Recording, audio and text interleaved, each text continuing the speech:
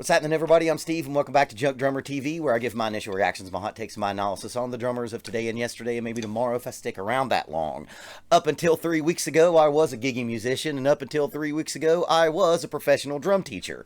And actually, the very last gig that was on my schedule was a festival for the metal band, and it was for late May, and it finally got canceled. So I'm officially out of gigs. But that's just how it goes, especially in today's day and age. But that's fine. We're going to persevere. We're all going to be out there, and we're going to gather again, and we're going to be able to hug again, and we're going to be able to see our bands that we love, and we're going to just be able to see, people that we love. I can't wait for that to happen. So video number 8 from the quarantine, and this episode was inevitable. From the very first video that I did back in May, this has been top 3 most requested. We're going to be doing Tomas Haake, Tomas Haake, Tomas Haake, Tomas Haake. We're just going to call him Tomas from Meshuggah. When Meshuggah dropped, it was a watershed moment. They were the first band in a while, they came out in the 90s, where they set the world on fire. We had never heard metal like this. One of the biggest running storylines of Meshuggah was they were a metal band that loved fusion and loved jazz music. I'm not going to get too much of in a preamble today. Stick around at the end of this video and I will tell a semi-entertaining story about how Byzantine's drummer turned me on to them when we were going to college together in the 90s. So before we get into watching Tomas, that name, please give me a like, comment, and share. Give me a double tap on the subscription and the notification bell. Please check out my merch and my Patreon. And before I hit play, I know everyone has asked for like Clockwork and Bleed, but all those videos that you asked for, we're definitely going to get copyright claimed, which means Daddy doesn't get any of that money. And man, look, I taught 6 lessons today. Daddy needs monetized because I got to buy toilet paper. So that's why I used this particular video, because it's one that I was going to be able to get past the YouTube algorithm. Once YouTube figures out what the Fair Use Act actually is, all of us reactors are going to have way more flexibility on the videos that we do. So that is the only reason that I'm doing this. Later on, I will definitely do another Tomas, that name, video with those more high definition videos, I swear. But hey, man, musicians be broke these days. And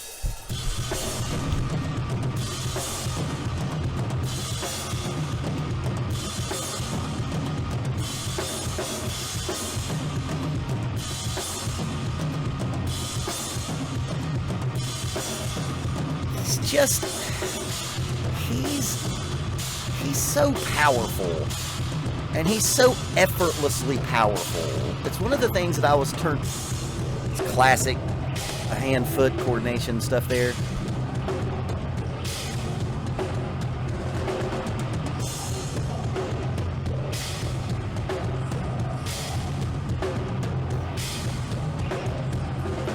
Is that in actual 4? Is there a Meshuggah part that's actually in 4? Yeah, like, one of the things that I'm just most impressed by him is he's so just overwhelmingly powerful. His drumming could easily power a whole nuclear station, nuclear power plant.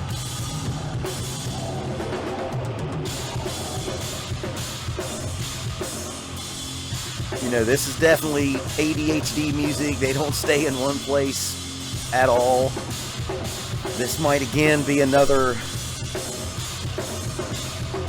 instance of just, man, Europe's doing metal better.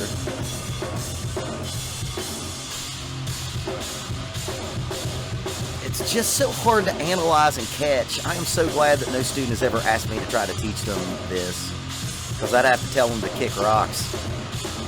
Because if I was this good, I wouldn't be doing this channel.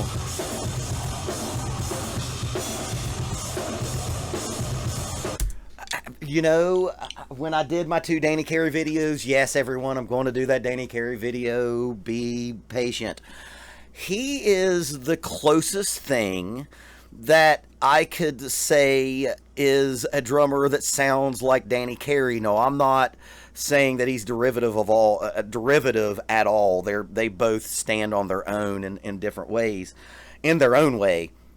But yeah, like, he masks his odd times so well that, like, man, I'm watching this and I know that there's odd times, but it's masked so well. Like, that thing he was doing there was like, he was going the last part was wrong. Even if that was 2 and 4, he refuses to just give you that big 2 and 4. Man, it's just overwhelming musicianship and awesomeness. And here's the thing that I've always thought about him. He has a lot more soul in his playing than a lot of intellectual metal drummers have. And you know, that soul when you're playing is that metaphysical thing that you just can't write down.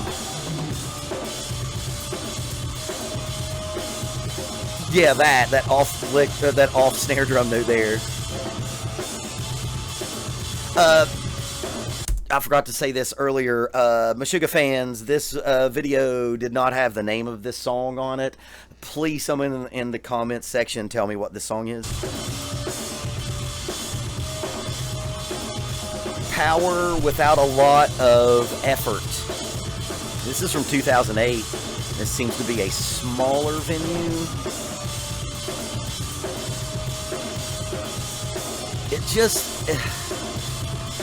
It's drumming in this band in general is like if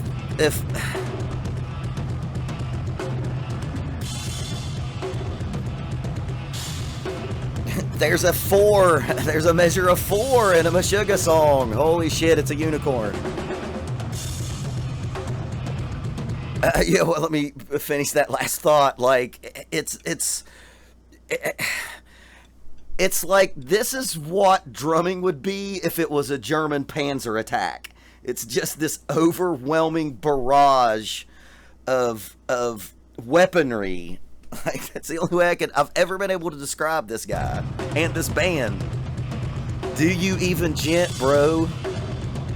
I don't know about all that, what that gent shit means. I know the D's silent. That's about it.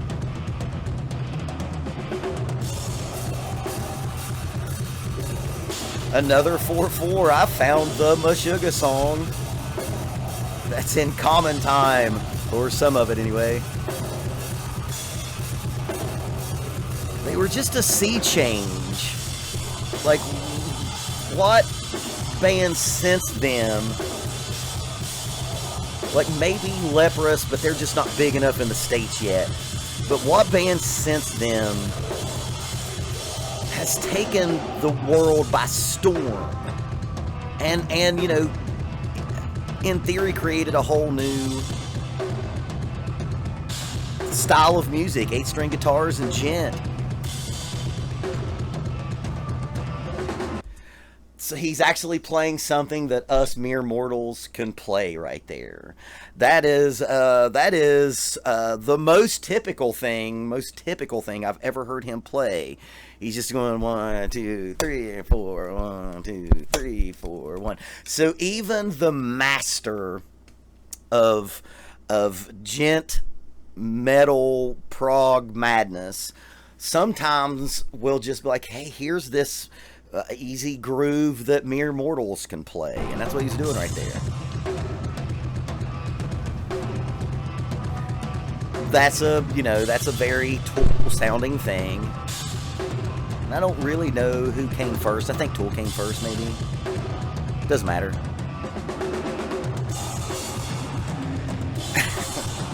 It just keeps coming in waves. And man, I know I analyze more in other videos, but man, I can't keep up. There's a Herta. Oh shit, a Meshuggah breakdown.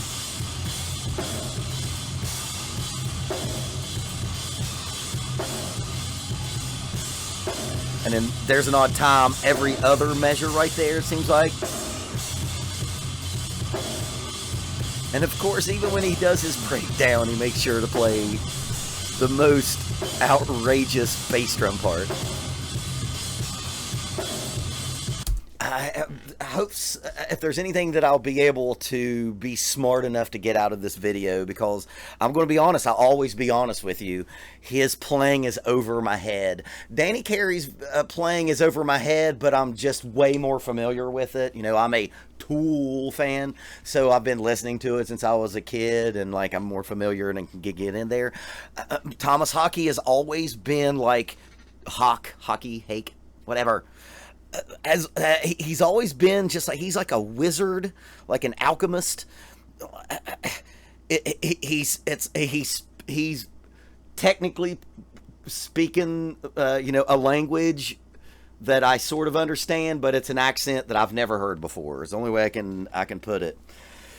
He's just overwhelming with his precision, his technicality. But the one thing that you can get out of him, I would compare him to watching Morgan Rose, and I like Morgan Rose too. But when you watch Morgan Rose, he has a lot of over-exaggerated motions and movements, and I think a lot of that is for performance, something interesting to look at. This dude is playing with the power of a tractor trailer. But if you were to just watch his face and not his hands, you can tell he's not overdoing anything. He's using beautiful, perfect technique to get the power that he needs. You don't have to come from here to get volume. They're just overwhelming. This, like, they just came on the scene out of nowhere, because Americans think of like Scandinavian bands, anything from Scandinavia, as black metal, and they just came out of nowhere, and they took everybody's lunch. They came and they took everybody's lunch. I think there's a lot of famous metal bands out there. I'm almost for certain that this has happened. That's like, there's like one of those big, European metal festivals. We don't really have metal festivals in America. I don't know why. We have jam band festivals and like shitty pop Instagram festivals. Like, I know for a fact that there were like established, metal bands that were like, I'm not playing before or after them. Fuck off. I'm not doing it. We're not going to follow that, and we're not going to play before that. This band created a new wave. Please, in the comment section, tell me the next metal band after Meshuggah that made such waves, that made such an influence on... I think that they're the biggest influence on metal since like the new wave of British heavy metal. Okay, that, and then like Bay Area thrash. I'm not going to count like rap metal, but then they came and they just destroyed the countryside, and everybody went to the practice shed because they were like, shit, how do we keep up with this? How do we keep up with this arms race that Meshuggah laid down? So here's my story about Meshuggah.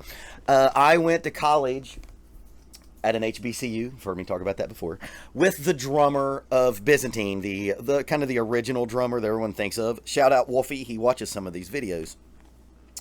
And me and Wolfie were good buddies, and we were in music theory class. And if you've been to music school, you know that music theory class is at like 8:30, 9 o'clock in the morning. Also, if you don't know who Byzantine is, Byzantine was a band that almost was big. They were signed to Lamb of God's record label. They toured a bunch with Lamb of God. They toured a bunch with a bunch of metal bands that you know about. They got this close to being huge. But anyway, we're in music theory class, and Wolfie's like, dude, you have to come to my car and listen to this band. And we left music theory class at like, 9 o'clock in the morning. And we went to his blue Geostorm, which is this really whack, like cheap sports car. We burned some adult sage, if you know what I'm saying. And he put in the CD of this band that he was like, this is a metal band from Sweden. And on their record, in the credits, they thank Chick Corea and all these other like jazz musicians.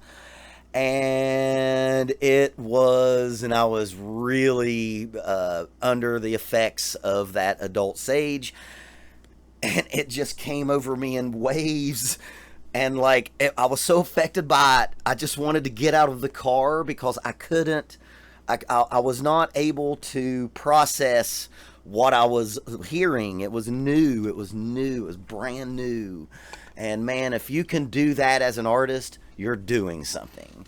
So there you go. There's my Tomas last name, Meshuggah. Please, comment section, tell me what that song is called.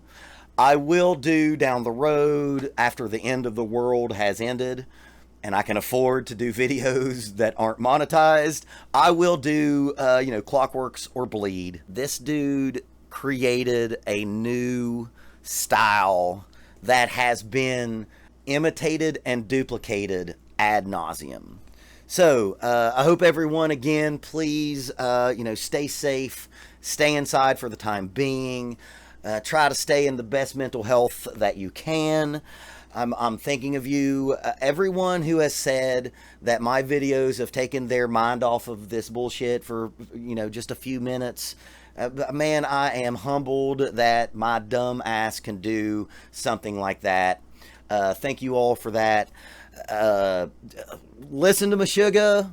Try to create your own style because you will be rewarded. And that's a real hard thing to do. And if you want to start your own style, you got to keep practicing until it's easy.